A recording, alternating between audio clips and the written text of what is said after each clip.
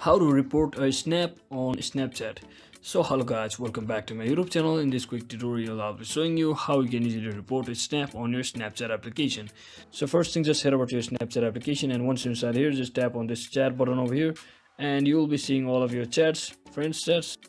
Click on this any of the snap which you would like to report. So let's say I want to report this chat, and I'll just click on this three dot at the top right corner, and you can see the option called report snap. Just tap on this and just click on any of the options why you want to report it. So I just click on it, and if you want any additional comment to add, you can also add it as well. So just click on submit, and just like that, Instagram or Snapchat, and just like that, your snap will be successfully reported, and the Snapchat team will be viewing your feedback just like this. So that's it for today guys. I hope this video was helpful. If it was, don't forget to like and subscribe to the channel. See you on the next one.